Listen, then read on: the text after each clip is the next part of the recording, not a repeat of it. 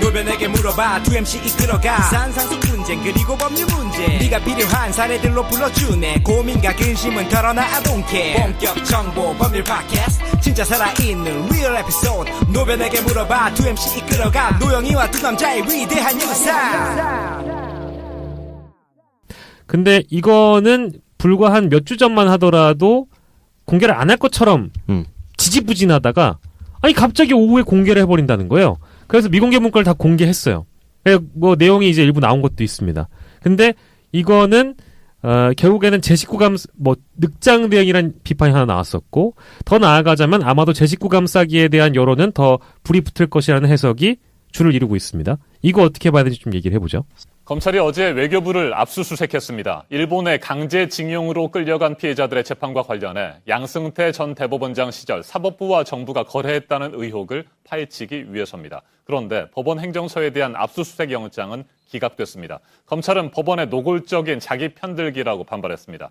사법농단에 대한 검찰 수사에 자꾸만 제동이 걸리고 있습니다. 판사들에 대해 청구한 구속영장 법원에서 줄줄이 기각되고 있는데 결국 제 식구 챙기기 논란이 가열되고 있습니다. 양승태 사법부가 판사들의 비위를 덮기 위해서 이석기 전 통합진보당 의원의 재판까지 활용한 정황이 포착됐습니다. 검찰이 사법행정권 남용 의혹과 관련해 청구한 영장들이 잇따라 기각되고 있습니다. 압수수색 영장은 지금까지 91%가 기각됐습니다.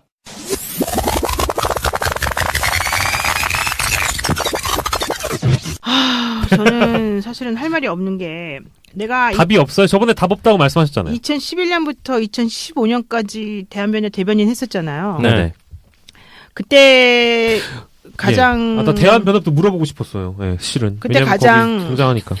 그 양승태 대법원장이 이제 힘을 받아가지고 사실은 움직이던 때예요. 왜냐면 자기가 그 대법원장 된 지 얼마 안 됐었을 때니까. 네.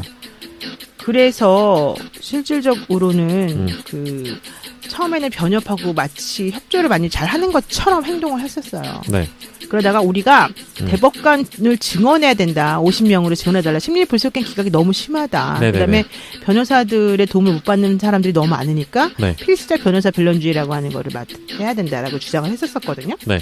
그랬더니 변협에서 말하는 50명 대법관 증언은 말도 안 된다 이러면서 사실은 되게 신경질적인 반응을 보였어요. 네네. 그래서 우리가 8월 24일 날 2014년 8월 25일 날 25일인가? 맞아, 그렇죠. 되게 정확하게 기억하시네요. 그날 대한변협 그 회의를 했어요. 대한변협에서 근데 그 행사를 했는데 그때에 양승태 대법원장을 초청을 했죠. 그랬는데 양승태 대법원장이 온 다음에 우리가 사실은 대법관 50명 증언하는 안건을 안 하려고 하다가 변호사 대회에서 우리가 회의를 거쳐서 각 14개 지방 변호사회 회장들하고 회의를 한 끝에 우리는 그래도 그거를 변호사 대회에서 결의를 한 거니까 발표해야 된다 해서 사실은 발표를 했어요. 그랬더니 대발 노발이 나가지고 사실은 이 대법원에서 법원 행정처 문건을 만들었잖아요 이번에. 대한변협에 대한 대응 방안. 해가지고 그 대한변협에서 그렇게 치사하게 뒤통수를 쳤다. 이제부터 대한변협 무시작전으로 나와야 된다. 또 내지는 대한변협에서 하는 모든 건 다 우리가 반대해야 된다. 그러면서 역풍을 맞을 수 있으니 이러이러한 건 조심해서 하자. 이런 식으로 문건을 만든 거예요. 그게 바로 내가 그때 바로 대한변협 수석 대변인 할 때 얘기했었는데 나 그거 보고 깜짝 놀랐어요. 실제 그 기분이 어떠셨어요? 그거 보고 나면 약간 이제 실제 그게 그대로 흔히 있었어요. 얘기하는 아다리가 맞는다는 표현 하잖아요. 아니 우리가 처음에 그거 하고 난 다음에 대한변협에 대한 대법원의 태도가 당연히 싸늘했었고 우리가 뭘 하면 한 번도 협조한 적이 없었었고 실제적으로 우리가 나가진 모든 것에 대해서 다 거부를 했었어요. 그러다가 변호사들 성공보수도 못 받게 하고 이제 그거는 뭐 말도 안 되는 거다 이런 식으로 대법원 판결까지 나왔었었는데 결국 그게 다 이 문건에 나는 그대로 다 시행이 됐던 거예요. 그러니까 그 사람들이 생각하기에는 그때 당시 위철한 변호사협회 회장이었거든요. 그러니까 가장 이제 문제가 됐던 제일 정점은 하창호 회장 때 찍었지만 위철한 회장이 이제 그 바로 전에 있는 회장이었는데 그분이 사실은 그분이 입지전적 인물인데 시골에서 중학교를 아마 떨어졌을 거예요. 옛날에는 시험 봤었잖아요. 그러고 나니까는 그 사람이 집을 가출해. 그래가지고 서울역으로 와가지고 구두 닦기를 해요. 우리 회장이. 네. 그런 다음에 처음에 이제 구두닦기 하면서 그냥 막 지나. 그리고 신문 배달도 하고 이제 돈 버는 데 집중한 거예요. 이 네. 아들이. 그러다가 자기가 딱 새벽에 남의 집을 신문을 배달하고 나니까 네. 어떤 자기 또래 애가 여학생인지 남학생인지가 불 켜놓고 공부를 하는 모습이 딱 보였다는 거예요. 네. 그러니까 내가 이렇게 신문 할게 아니- 돌고 이게 할 때가 아니다. 아니고. 나도 공부하고 싶다. 이런 마음이 딱 들었다는 거예요. 그러니까 네. 상당히 건전한 사람인 거지. 네. 근데 이분이 사실은 되게 그 체격이 다부지고 힘이 세고 약간 그 싸움을 잘했나 봐요. 그러니까 이제 그 당시에 좀 약간 뒤에서 노는 그런 사람이었는데 처음에 그래서 사람들이 자기를 여기저기 끌고 다니면서 그런 패싸움 같은 거 시키려고도 막 하고 그랬는데 본인이 버텼다는 거예요.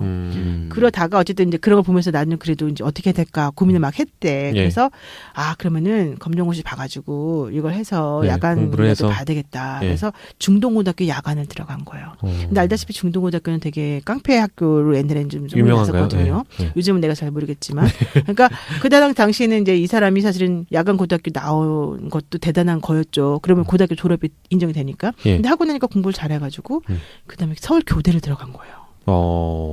그러니까 머리가 되게 좋았나 봐요. 그러니까 그 서울 교대 가가지고 3년인가 그때 당시 아마 2년인가 3년인가 그때에서 공부 잘하면 초등학교 선생님이 됐어요. 네네. 그래서 미아리에 있는 어느 선생님 삼양동인가 미아리인가 있는 선생님 학교에 선생님이 됐는데 지금 이제 위철원 변호사님 얘기를 예, 잘 하시는 예, 거죠. 예. 네. 그분이 지금 되고 난 요즘 다음 위인전 대단하다. 듣는 것 같아. 진짜. 진짜 재밌지 않아요? 네. 근데 아니 근데 그러니까 교대 가서 선생님에서 미아리 가서 좀 선생님을 선생님 초등학교 선생님이 됐어요. 네네네. 그러다가 본인이 아무래도 좀 공부를 더 하고 싶고 예. 또 그때는 이제 제일 잘 나가는 게 법학과 나온 사람들이었으니까 네. 아무래도 학교 다니면서 내가 내지는 이제 공부를 더 해야 되겠다 해서 네. 성균관대학교 법대 야간을 들어갔어요. 그러면 왜냐면 또, 낮에는 학교에서 선생님을 선생님을 하고 야간에 밤에는 가서. 할 수 있으니까. 그래가지고 성대 법대 야간 의지 들어가서는 한국인이네. 진짜. 의지 한국인이죠. 네. 그래서 뭐 사법시험 18기로 붙었어요. 그때 300명 뽑던 시절이었거든요. 네네네네. 공부 되게 열심히 했던 거예요. 이분이 그때까지 천재네요. 연애도 한 번 안 하고 오로지 옷 한 벌 가지고 버티면서 공부만 했대요. 입지전적인 인물 근데 많네요. 그 사법고시로 이렇게 붙으신 분들 중에 진짜 근데 그런 보세요. 식의 그런 분이 근데 노무현 대통령하고 정주에서 공부한 분들은 이외에도 또 그렇게 힘들게 공부하신 분들도 뜻을 세워서 자기 강한 뜻을 세워서 그렇게 공부해서 법적으로 사람이 들어오신 항상 분들이 많을 거예요. 주장하는 게 네. 희망의 사다리 법조인도 이렇게 올라갔을 때 이런 걸 했는데 네. 문제는 내가 하고 싶은 말 그 말이 아니야. 그렇게 야간 고등학교 나오고 야간 대학교 나와가지고 사법시험 붙은 사람을 인정을 안 해준다는 얘기야. 내가 하고 싶은 말은. 그때 당시에 그 양승태 대법원장이나 네. 이쪽 라인 사람들이 전부 다 누구라도 거기는 그러니까 엘리트 겉으로 말하지는 않지만 실질적으로 그 사람들이 보기에는 그 사람들 황교안 인정했겠죠. 당연히 인정하죠. 그러니까. 황교안 같은 경기고 사람 서울대 나와서 14기인데 사시 그렇죠. 보지 않으면 나머지는 다 쟤네 그때 당시에는 전부 다 이제 그 검찰이 더 권력이 셌기 때문에 공부 네. 사람들은 검찰을 많이 갔는데 네. 어쨌든 간에 위철한 회장 같은 경우는 18기를 붙었지만 그렇게 이제 자신들이 보기에는 정말 이상한 출신 사람이죠. 성분이 별로다 네, 그러니까 이거죠. 그 노무현 대통령하고 똑같은 사람이죠 말하자면. 그렇잖아요. 노무현 대통령도 상고 그렇죠. 나와가지고 뭐 어쩌면 이랬잖아요. 그러니까 네네네. 사실은 친구도 없고 지인네끼리끼리 노는 그 문화는 안 맞았던 거예요. 게다가 위철한 회장은 서울지방변호사회의 회장이 되는 것도 아니었고 네.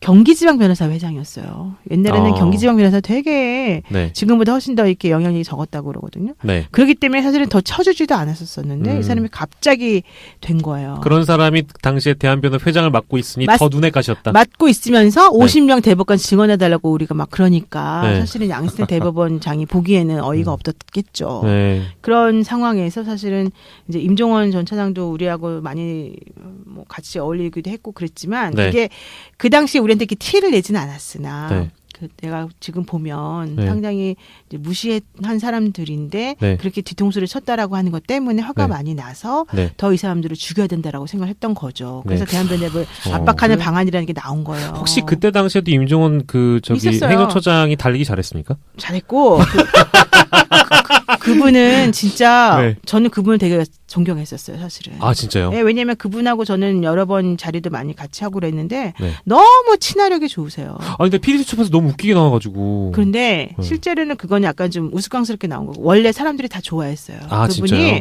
공부도 되게 잘했을 뿐더러 네. 누구하고도 잘 지낼 수 있는 사람인데다가 친화력도 되게 좋고 그런 분인데. 소탈하고 네네네. 그리고 굳은 일을 마다하지 않아요. 혼자 모든 일을 다 도맡아 하는 사람이에요. 그런 데다가 그 사람이 술자리에서 얼마나 이 문화를 주도하는데요. 재밌는 분. 계란주라고 우리가 보통 부르는 네네네네. 그런 거 자기가 만들어서 우리한테 줘요. 네네. 계란주가 뭔지 알죠?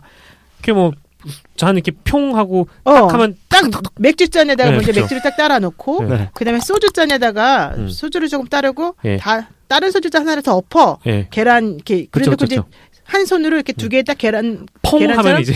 그 소주잔 두 개를 딱 맞잡고서 떨어뜨리면 안 돼요. 그러니까 사람 손이 약간 투박해. 그래서 되게 강인해 보여. 그래서 네네네. 안 떨어뜨리는데 그래놓고 그걸 따다 머리다가 계란 딱딱 치듯이 네. 계란 깨듯이 치고. 탁탁 치는 거야. 네네. 그러면 톡톡 치고 난 다음에 두 손을 조금 벌려가지고 어. 계란 안에 노른자 흰자 이렇게 우리가 떨어뜨리듯이 그렇게 또 가운데를 딱 벌려가지고 떨어뜨려서 뇌간을 만들어서 네. 맥주잔에 넣는 거예요. 그게 네네. 바로 이제 사실은 소폭인데 네네네. 소폭을 그렇게 계란 귀엽고 재밌게 정화처럼 먹는 거죠. 너무너무 이게 네. 신기해요. 그걸 되게 잘하시고 그것 때문에 좀 존경하게 되신.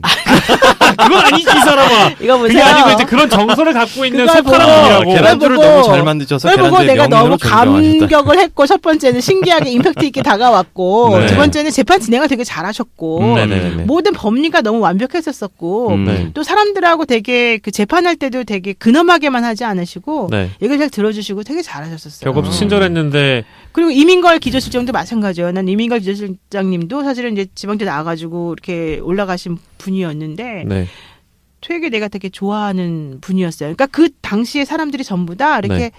호탕하고 사람들하고 관계가 되게 좋고 이런 분이었었어요. 그러니까 우리들이 보기에는 정말 저 사람들 참 인품이 훌륭하신 분들이다. 실력도 좋지만 이렇게 생각했던 사람들이었는데 네. 알고 봤더니 우리 앞에서는 그렇게 해놓고 뒤에 가서는 자기네끼리 이렇게 서면 만들면서 네. 쟤네는 저렇게 하면 되고 저렇게 하면 안 되고 저런 애들 다 깔아뭉개야 되고 이런 걸 만들어놨다는 거 아니에요. 네. 그게 더 표리부동이고 더 무섭네요. 그게 바로 너무 충격적이셨겠다. 이중인격에다가 나 그래서 깜짝 놀랐고 내가 정말 충격 받았다니까요. 내가 하고 싶은 말은 그 말이에요. 그냥 약간 그런 감성 아닐까요? 저는 그러니까 인간은 나쁜 인간은 아닌데 가끔 좋은 직장인인 사람들이 있어요. 바로 그거예요. 그 사람은 너무 충성스럽고 조직에 충성하는 사람이었던 거예요. 그렇죠. 근데 문제는 그렇게 가지고 이걸 만들어놨는데 이번에 문건 공개하게 된 것도 결과적으로는 그거잖아요. 네네. 그 임종원 차장에 대해서만 네. 나왔잖아요. 네, 맞아요. 영장이 네네. 압수영장이 발부됐잖아요. 네. 그러니까 임종원 실장 열받아가지고 왜 나한테만 정말 발부된 거 맞냐 그랬었거든요. 솔직히 엄청 억울할 수 있겠죠. 그러니까 너 혼자 다 책임져라. 사실 이 얘기죠. 첫 번째로는. 네. 근데 나는 사실은 그것도 있지만 또 하나는 법원에서 봤을 때 이 사람이 워낙 꼼꼼하고 뒷정리를 잘하는 사람이라 네. 아마 이 사람 증거를 찌르면 나올 거다. 이 사람은 아니지. 이 사람한테 영장을 발부해줘도 네. 이 사람은 모든 증거를 인멸했을 것이다. 네. 이렇게 생각해서 가능성이 있다는 거지. 그래요? 믿을 수 있다는 오히려? 거지. 그럴 수 있잖아요. 워낙 충성스럽고 워낙 이렇게 될 거라는 거 뻔히 알고 가능성이 있으니까. 높아서 구속. 그래서 이 사람한테만 일부러 영장 같은 거를 발부해줬을 가능성이 있다. 네. 너 혼자 다 정리해라. 꼬리 자르게 하라라는 것도 있겠지만. 이거 무서운데요? 그런데 그건 내 생각에 순전하게 내 네네네네. 생각에. 근데 그 영장 판사한테 물어본 적은 없어요. 네. 근데 당하는 사람 입장에서 보면 그렇게 네. 내가 충성하고 모든 걸 다 도맡아서 했는데 네. 영장이 나한테만 나왔어? 이게 음. 말이 안 되는 거잖아요. 그러니까 네. 임종원 차장이 정말 나한테만 나온 거 맞냐 몇 번을 물어봤대요. 그러면서 그다음에 이제 결연한 의지를 보이면서 네. 나 정말 구치소 가도 돼. 뭐 상관없다. 각오하고 있다라고 하면서 예. 사실은 그 압수수색 영장 발부받아서 컴퓨터 같은 거 다 하드 다 가져갔잖아요. 네네네. 거기를 다 뒤져봤더니 USB 파일로 옮겨놓은 자국이 있는 거야. 기록이. 로그 아하. 기록이. 그러니까 옛날에 분명히 뭐 CD로만 했다 그러더니 근데 옛날에 그 CD 했다는 것에 대해서는 임종원 차장이 다 없앴다고 말했거든요. 예. 근데 여기 보니까 USB를 한 게 맞아요, 있네요. 맞아요. 이렇게 일한 거예요, 검사가. 네. 그러니까 사실은 모르겠는데요. 이게 다 없었습니다라고 해도 사실 상관없었겠지. 근데 이 사람 열받으니까 거기 그게 있었네요? 여직원 가방에 숨겨놨던 거를 준 거예요. 그러니까 이게 바로 뭔가 이제 법원이 재발등 찍은 거지 말하자면. 준비해 놓은 게 임 전 처장도 있었네요. 한마디로. 있었죠. 그게 USB였고. 그러니까 그렇죠. 아무리 네. 충성스러운 직장인이라도 사실 자기 비장의 카드는 하나 정도는 숨겨놓고 있는 겁니다. 바로 뇌물을 주는 사람들이 항상 뇌물 받은 사람은 증거도 없애도 뇌물 준 사람은 항상 장부를 만들어 놓듯이 과연 드루킹 김동원도 그 시그널 문자 메시지 주고받은 거 없앴다고 하더니만 결국 어떻게 됐어요? 맞아요. 다 구원에 기록해놨잖아요. 네. 이런 식으로 항상 어딘가는 이게 있기 마련인 거야. 플러스 그쵸. 그래서 이번에 USB에 그 엄청난 문건이 다 들어있었고 임종원 차장이 나온 다음 것까지 다 들어있었대잖아요. 그 얘기는 무슨 얘기예요? 자기가 다 나중을 대비했다는 거죠. 와, 근데 진짜 천재적이다 이거는. 그 USB 거는 사실 이 정도의 비하인드가 있는지 모르는 상태에서 그냥 접했던 거고, 저는 혹시나 뭐 물론 어디까지나 유추이지만 법원은 꼬리를 자르려고 했다는 게 유추예요. 근데 꼬리를 자르려고 했습니다만 오히려 그게 재발등을 찍은 거다. 그렇죠. USB가 등장하면서 이거 뭐 빼도 박도 못하게 된. 그러니까 안 그 손바닥으로 하늘을 못 가려요. 그래서 그 법원 사람들, 재판관들, 그러니까 대표 법관들끼리 모여가지고 문건 어차피 다 나왔는데 공개해야 된다. 그렇게 해서 공개가 된 거잖아요. 근데 이번에 196건 공개하면서도 또 3건 사실은 숨겼는데. 그러네요. 숫자상 그렇네요. 그 3건 확인해봐야 돼요. 근데 안 보여줘 우리한테. 왜 안 보여줄까요? 몰라요. 그거 그렇게 그러니까 당당하면 그러니까 이건 그냥 일반적으로 사람들이 쳐다봤을 때 잘 협조하겠다고 한 게 굉장히 오래전 일이에요, 벌써. 그죠? 대법원장이 실질적으로 협조를 안 했고. 협조 안 하다가 지지부진한 상황에서 뭔가 USB 등장하고 나서 이렇게 갑자기 다 공개해버리고 지금 3건 또 남았잖아요? 그래서 모양새가 웃긴데. 근데 또 그걸 또 김명수 대법원장한테 욕할 수도 없는 부분이 좀 있긴 있어요. 그런 것도 저 이해합니다. 김명수 대법원장은 원래 사실은 지금 대법원장 됐기 망정이지. 안 그랬으면 옷 벗어야 될 사람이거든, 원래는.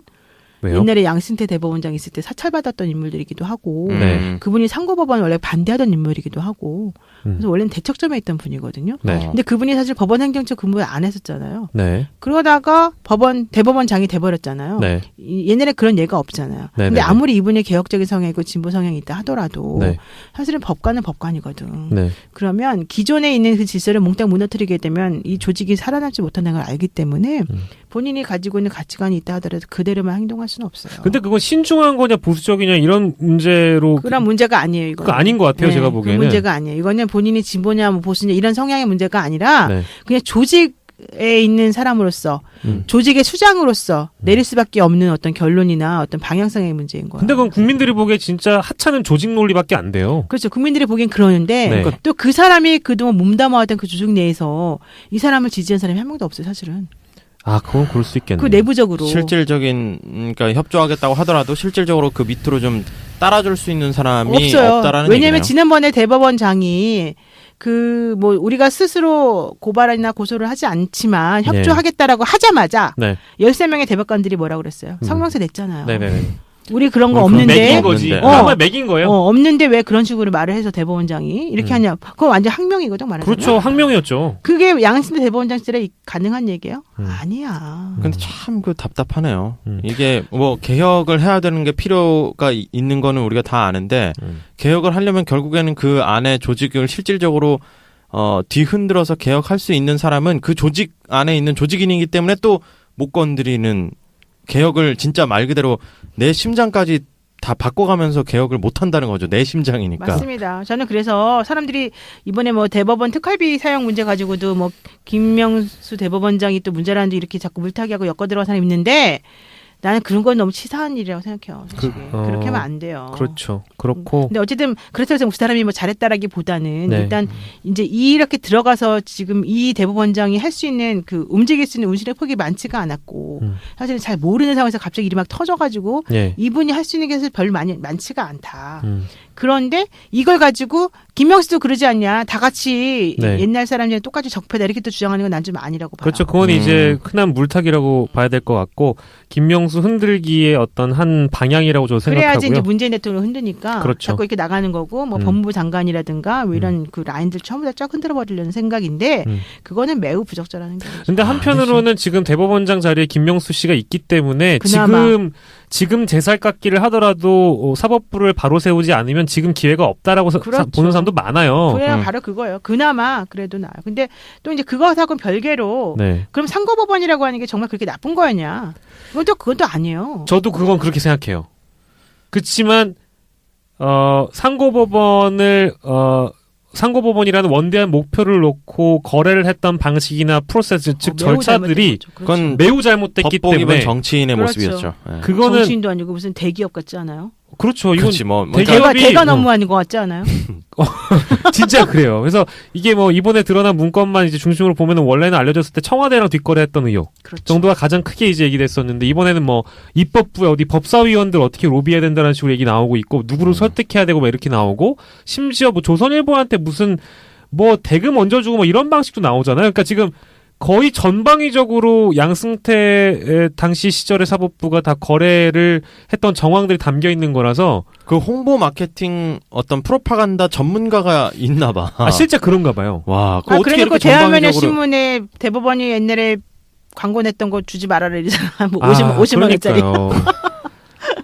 저는 뭐 근데 사실 다 언급하기 이전에 두 가지만 언급하고 싶은데 첫째로는 이 사람들이 국민을 바라봤던 방식.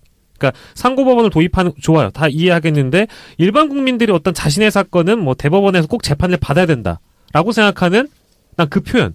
이기적이다. 이기적인 존재. 그러면 국민의. 세금을 받지 우리 세금으로 다 먹고 사는 사람들 아니에요. 근데 국민을 이기적이라고 표현한다는 건 굉장히 잘못된 상식. 자기는 국민이 아닙니까? 그러니까 자기는 뭐 어디 위에 있는 뭐 뭡니까 신인가? 그러니까요. 그것도 웃긴 데다가 상고법원의 그 법관 임명권을 반을 네. 청와대한테 주겠다 이렇게 막 아부했잖아요. 미친 거 아니에요? 돌아버린 거죠. 상고법원에 얼마나 눈이 돌아갔으면 그런 발상을 하겠느냐만 그게 첫째인 거고 둘째로는 뭐 얘기하려고 그랬죠?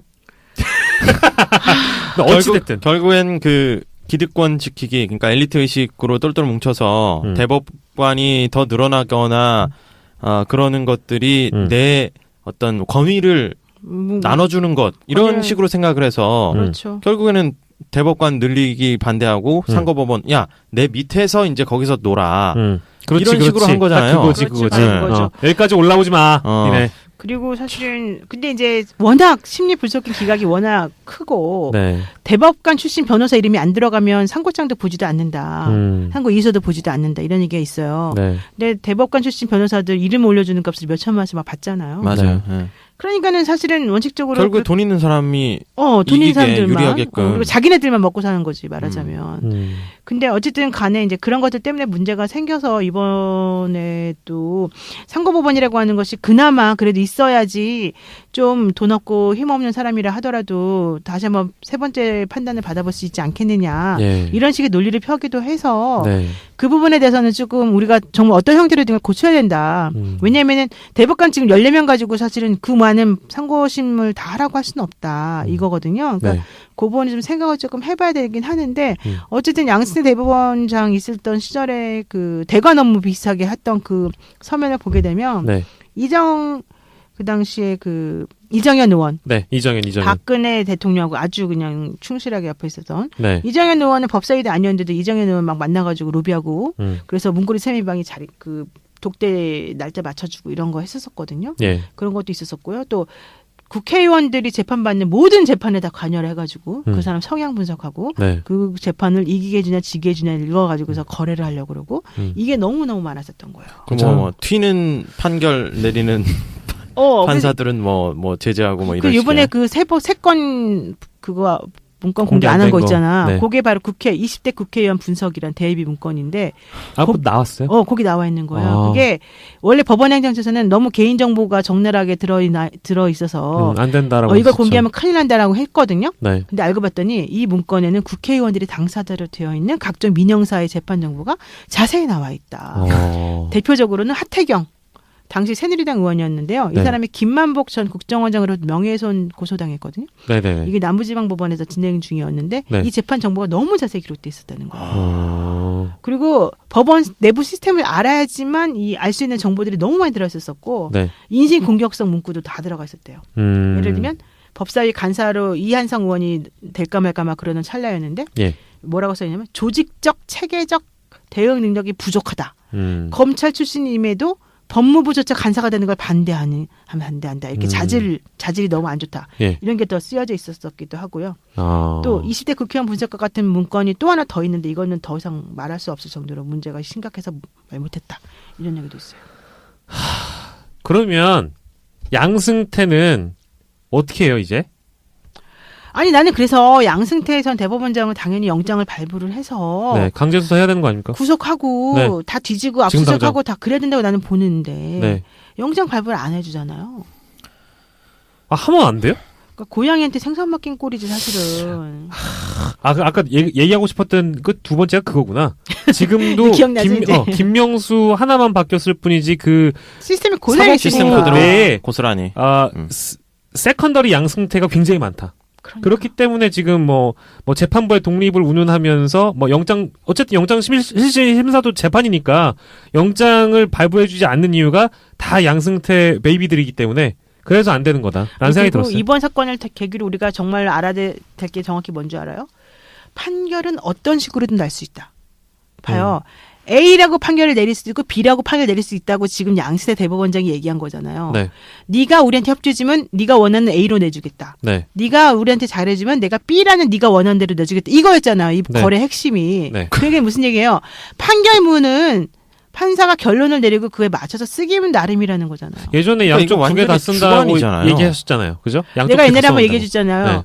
네. 애매할 때 사람들이 유죄도 써놨다가 무죄도 써놓고 그래서 더 어떤 잘 게 좀 써지는 더- 걸로 우리가 판결문 쓰는 경우도 그거는 정말 건전한 본인의 고민이지. 네네네. 이거는 아예 거래를 그런 식으로 갖다 놓고 한 거기 때문에 네. 우리는 사실 판결만 보면 이해가 안 간다라고 생각하지만 그래도 판사들이 제대로 했겠지라고 믿고 그냥 넘어가잖아요. 네네네. 근데 지금 나온 결과를 보게 되면 믿을 수가 없다는 거잖아요. 그럼 이 법치국가의 최후의 보루라는 보루인 곳이. 이 판단을 맡기는 곳이 인간들이 그렇게 정치적으로 한다면 뭘 믿고 우리가 법을 지키고 살아야 되며 알파고. 우리가 법으로 보호를 받을 것이라고 네. 기대하면서 이 안에서 이렇게 네. 살아갈 수 있는 그러니까 건가? 그게 바로 안 맞는다는 거예요. 완전히 다 무너뜨리는 거잖아요. 네. 지금 그리고 문제가 되는 거 지금 요번에 이제 이 건과 관련해서 핵심이 5가지 정도 돼요. 첫 번째는 네.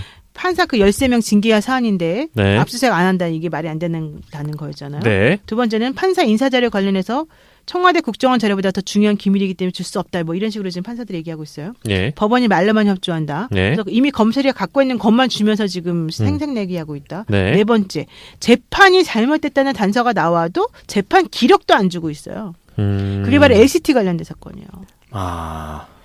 부산 지역 건설업자 정 씨 있잖아요. 네네네네. 그게 뇌물 사건 항소심 재판에 예. 고용한 당시 행정처장이 개입됐다. 이게 무슨 얘기냐면 예. 그때 그 문모 판사라고 하는 사람이 부산지방 네, 기억나요. 부산에서 사실은 이제 네. 이 접대를 많이 받은 사람이에요. 지금 변호사 하는 사람이. 네네. 이 사람이 현기환 수석하고 사실은 상당히 친한 네네네네. 사람이었어요. 그래서 이 정아무개 씨라는 사람이 네. LCT 관련해서 이 문모 판사하고 현기환하고 같이 접대를 엄청나게 많이 했고 네. 그 부산에 오는 수많은 판사들을 접대한 것보다 훨씬 더 많이 접대를 했어요. 그리고 부산에서 잘 가는 룸사롱과 강남에 잘 가는 룸사롱이 있어요. 막 100번도 넘게 가는 룸사롱이 있어요. 네네네. 그런데 가서 접대를 다 해놓고 나서 네. 이제 그게 문제가 생겼잖아요. 네. 그래서 정 씨가 걸렸어요. 네. 근데 1심에서 그 사람이 무죄가 나왔어요. 2심이 됐어요. 네. 2심의 재판에도 이 문모 판사가 개입을 하는 거예요. 뭐라고 개입을 해요? 항소심에서 이 사람에 대해서 이제 그 어떻게 생각하고 있으니 너네는 전략을 어떻게 짜야 되고 어떻게 이걸 알려주고 있는 거예요. 근데 그거 첩보를 네. 검찰이 했어요. 예. 알아내가지고 그거를 네. 법원 행정처에다 올렸어요. 예. 당신들 지금 이 문모 판사가 이렇게 예. 이렇게 좀 하고 있으니 빨리 이거 처리하십시오. 이거 잘못된 겁니다. 법원 행정처 그때 당시에 고용한 행정처장이었거든요. 예. 그거 덮어버리는 거. 복사한 거예요, 그냥. 그래서 이거 이제 문제가 생겨서 네. 그것과 관련해서 확인을 해봐야 되기 때문에 네. 우리가 1심하고 2심 재판을 기록을 봐야 된다라고 그랬잖아요. 예. 안 주는 거예요 이번에. 저는 뭐 우스갯소리지만 네. 이제 모든 법관들에게 네. 블랙박스를 달아서 이분들이 누구를 만나고 누구에게 접대를 받고 예? 그런 것들을 다 기록으로 남겨서 아니, 판사들도 우리가 인권이 있죠. 오픈만 안 하면 되는 거잖아요. 판사들도 인권이 우리 법원 행정처에서 막 절대 못 준다고 하는 것처럼 오픈 안 하면 되잖아요. 대신에. 네. 예, 그리고 그걸 조건하고 그리고 만약에 진짜 이제 심각한 이런 사태들이 발생했을 때만 까보는 걸로. 예? 국민적으로 국민투표에서 까보는 걸로. 아, 국민투표까지? 그럼요. 스케일이 큰데요. 아니 진짜 그런 좀 비현실적인 방법을 생각하지 않으면 우리가 어떻게 판사를 믿고 우리가 판결을 믿겠냐고요. 못 이 믿죠. 판사들이 지금 다 지금 재판들이 다 연결돼 있고 다른 이 독립 재판부로서 이 사람들이 여기서 2심은 이제 여기서 이 사람들이 자기네 지금 검사와 변호사의 어떤 논리 다툼이나 증거를 가지고 거기서 판단해야 되는데 1심에서 막 판사가 얘기한다고 그걸 또 그렇게 홀딱 개입을 받고 또 그러면 안 되잖아요. 사실상 재판부의 독립은 그동안 쌈 싸먹는 소리였죠. 그러니까 아니 그러면은 그런 말을 진짜 어디서 배워요? 쌈 싸먹는 소리라는 또. 말도 안 되는 소리였죠. 무슨 진짜 무슨 아니 이거는 정말 우리 노변도 드라마에 대한 그 해안이 있으시기 때문에 드라마 작가죠. 예. 또 수료를 하셨기 때문에 솔직히 드라마로 써도 이렇게 재밌게 못 써요. 뭐 재밌어요. 하나 기무사도 열불나시겠구만. 사법부도 그렇고 진짜 더럽죠, 어쨌든 그 굉장히 여러 가지 포인트들이 섞여 있기 때문에 언제 어떤 변수와 어떤 액션이 이 안에 또 들어가 있을지 모릅니다. 아까 얘기했던 거는 임종원 그 처장의 그런 USB처럼 우리가 모르는 비하인드가 그 안에 되게 많을 수 있거든요. 네. 아마 영화 관계자들, 드라마 관계자들이 지금 있는 사법부의 농단이나 이런 것들 많이 지켜보고 있을 거예요. 예. 아이고. 그렇습니다. 근데 참 다행인 게 이렇게 우리가 막 다 시원하게 욕도 하고 까발리고 할 수 있게 된 게 사실은 뭐 촛불 집회 이후에 태어난 정권에서 뭐 물론 이제 적폐청산이 여러 가지 방향들이 뭐 옳고 그름을 따질 수는 있겠지만 어찌됐건 이렇게 뭐 문건이 공개되고 뭔가 잘못됐던 부분들을 다 지금 이 국민들이 알게 되고 이렇게 깔 수 있을 정도의 분위기가 된 것만 해도 앞으로 좀 희망적이지 않은가. 저는 뭐 그렇게 생각하는 거죠. 발언의 자유는 우리 지금 얘기하면서 우리도 혹시 사찰당하고 쥐도새도 모르게 막 보복당하고 그러는 거 아니야라는 약간의 두려움은 있지만 없어요. 난. 그래요? 두려움 너무 모르네. 그래요? 지금 써 있을지 몰라요. 아, 그런가? 예, 그럼요. 말 조심하세요. 아무튼 그런 두려움이 좀 덜 하도록. 참 되게 긍정적인 마인드 갖고 있는 것 같아. 우리 김징여 씨는. 내가 궁금해서 하나 질문을 할게요. Let's go. 양승태 한 명이었을까? 아, 그러니까요. 그러니까 지금 요거를 물꼬를 가지고 어느 정도 이제 고구마 줄기 캐내듯 좀 캐낼 수 있는 것들이 좀 생겨나다. 지금 양승태를 못 잡아놓잖아요. 순진하다 진짜. 아니 그래도 사회는 우리가 맨날 욕을 해왔지만 발전해 왔다고요. 조금씩. 기다리면 양승태 잡을 수 있어요? 그 전에 있었던 여러 가지 뭐 폭로라든지 혹은 이런 식의 어떤 개혁이라든지 이런 큰 패러다임의 변화를 통해서 사실은 언제나 발전을 해왔어요. 이 양승태라는 인물을 지금 잡아내지 못한다 하더라도 진실은 언제나 밝혀지는 거야? 야, 그거 나도 할 수 있는 얘기야. 아, 그리고 솔직히 양승태 전 대법관. 대법원장. 뭐 이대로 그냥 편히 발 뻗고 살겠어요? 살 것 같은데? 이민 안 가시나? 아니, 저희 출국 금지 당하긴 했잖아요, 그죠? 그러니까. 네, 출금 당했죠. 그리고 분명히 좀 그것도 근데 기한이 뭔가 있어서 처벌을 받을 가능성은 전혀 없나요? 아니 있겠죠. 열심히 하면. 근데 문제는 영장 발부도 안 되고 잡아넣지도 않고 그러면 조사도 못 하고 수사를 어떻게 제대로 잘하겠냐는 거지. 그렇죠. 그래요. 뭐 아무튼 뭐 오늘 짧지 않은 시간 동안 법과 관련돼서 얘기를 해봤는데 참 이 법이라는 것이 일반 국민에게는 굉장히 어려운 존재이기도 하지만 우리에게 꼭 필요한 존재이기도 하잖아요. 근데 이 법을 가지고 이런 농단을 벌였으니 참 씁쓸합니다. 그리고 마지막으로 김성태는 왜 그런 거예요? 뜬금없는 얘기인데 김성태는 왜 임태훈 인권소장 화장을 가지고 물고 늘어집니까? 그거는 뭐 계산된 그 거잖아. 사람 머릿속이 궁금해서 그래요. 그러니까 일부러 그런 거지. 그 일부러요? 사람 당연히 계산한 거죠. 엄청나게 계산한 거지. 정치적 발언 아닌가요? 어쨌든 정치적 발언이라기보다는 그거를 끌어내기 어떤. 근데 그 너무 옛날 감성 아니에요? 아니지. 그 그게 먹히잖아. 지금 오늘 하루 종일 그 얘기만 했잖아. 임태훈이 화장을 왜 이렇게 진하게 했냐. 걔가 정말로 뭐 게이일 수도 있고 화장할 수도 있고 뭐 그런데 동성애자가 왜 개혁을 하냐는 논리에 그런 똥 논리에 호응하는 사람들이 있을 수 있죠. 군 인권센터가 그 자료의 출처를 어디서 갖고 오냐 이런 거는 난 제기할 수 있다고 보거든요. 근데 왜 거기에다 대고 양성애자니 화장이니 얘기를 하냐고. 그러니까 일부러 지금 그 얘기가 먹히고 있잖아요. 오늘 MBN 뉴스와이드에서 오늘 방송했는데요. 그게 먹혀요? 먹혀요. 오늘 나온 패널 중에 3명 정도가 임태훈이가 그렇게 한 거 부적절하다는 식으로 발언한 게 있어요. 한번 가서 들어보세요. 근데 그런 생각 먹혔어요. 할 수 있는데 그건 약간 그 내가 군대를 가봤기 때문에 군대를 가본 사람이 안다라는 논리. 그러니까 예를 들면 축구도 축구를 해본 사람이 감독을 해야 된다는 논리랑 다를 게 하나도 없는데 굉장히 난 저급한 논리라고 생각하는데. 그 논리가 저급하다고 생각하는 사람들이 있는가 하면 네. 그 논리가 맞다고 생각하면서 그 옹호하는 아주 교묘하게 옹호하는 논리를 가진 사람들이 있었다니까요. 뭐라 그러냐면 네. 아니 그 사람이 군대도 잘 갔다 오고 네. 정상적인 성 정체성을 가진 사람이었으면 모르겠는데. 훨씬 더 설득력 있게 말할 수 있었을 텐데 왜 그 사람이 나서서 말해서 이렇게 부적절한 논란을 불러일으키냐 이렇게 말하는 사람도 있다니까요. 아니 신분이 부적절하다고 해서 이의를 제기하지 않을 수 없는 건 아니잖아요. 그러니까 내 얘기는 그 아니 사람 적절 부적절 따지는 것도 특히 웃겨요. 이건 신분이 문제가 아니고 이건 성 정체성이잖아. 그러니까 군 개혁을 하는 사람은 뭐 어떤 자격을 갖고 군의 어떤 잘못된 점을 폭로할 사람은 어떤 자격증이나 이런 걸 갖고 있어야 되는 건가요? 그렇죠. 바로 그게 바로 정상적인 사고방식 가진 사람들이 말할 건데 그렇지 않은 사람들이 되게 많다니까요. 일단은 프레임을 지금 만들어서 그쪽으로 몰고 갔잖아요. 지금 여기 세 가지 프레임이 있어요. 기무사 계엄령 문건은.